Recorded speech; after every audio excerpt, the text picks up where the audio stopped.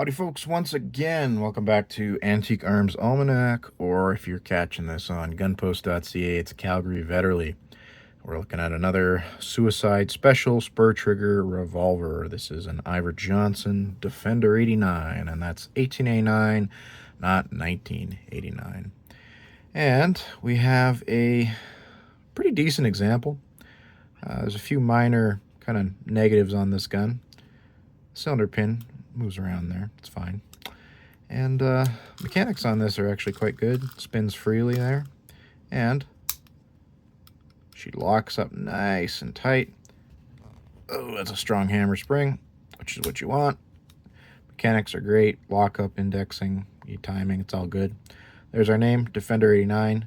There are no other markings on these guns. It just says Defender 89. That's it.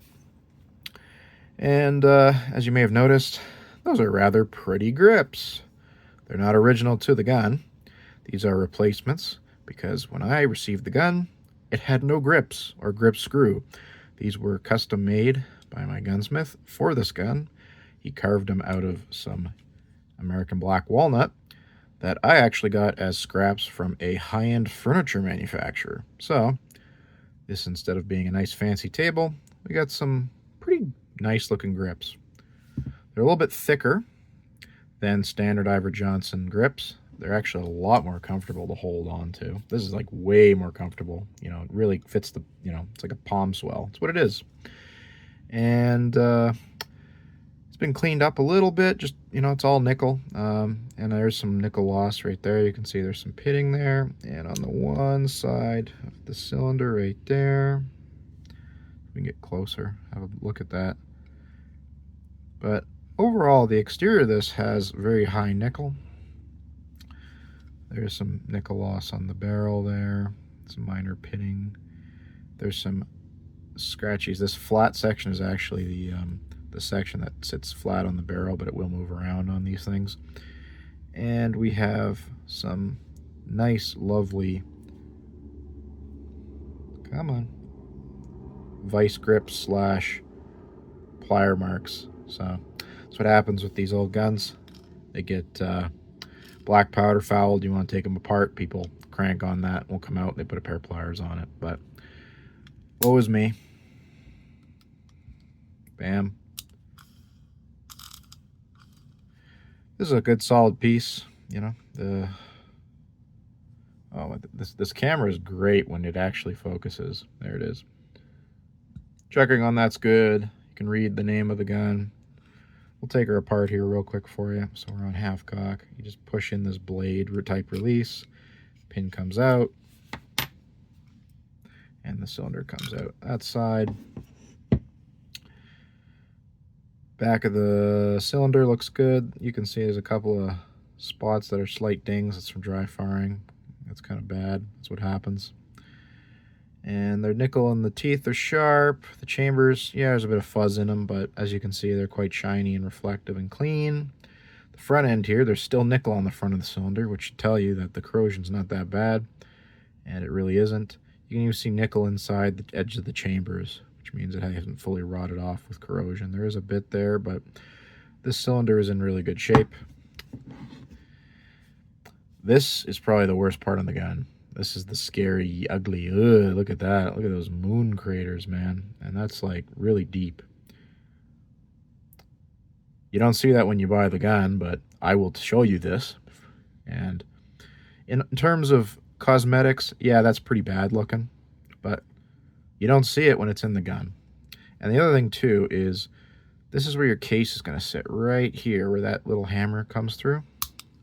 So you can see your case will be inside your cylinder. The rim will be around that little slot, and bang. There's flat steel all around here.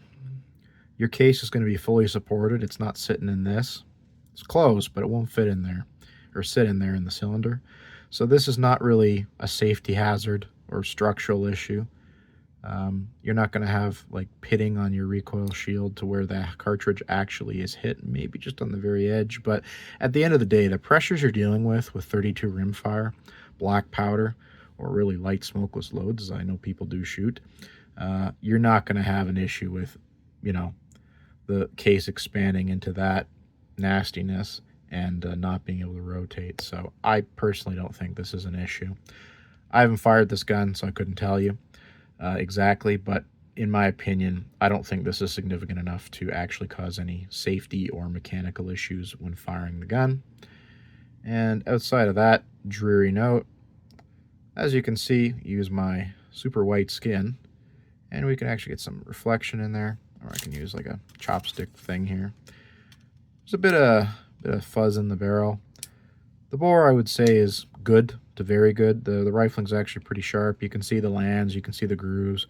Not really much pitting in there. Overall, decent shape. This is a good shooter. The action works. The chambers are good. The bore's good. Really, the only gross part is right there, which, I mean, that's crazy. Look how much pitting. Look how deep that went. But there's not enough missing there to cause any structural or safety issues, in my opinion. I would personally shoot this gun. I wouldn't have an issue with that. But that's kind of up to whoever ends up picking this thing up. So I'll put it back together for you. There we are. And these Iver Johnsons, I will tell you, sometimes, because they got a really fat pin, you gotta make sure you line it up nice and properly.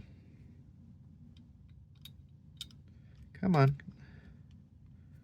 This is really awkward to do in front of the camera because of where I'm sitting here.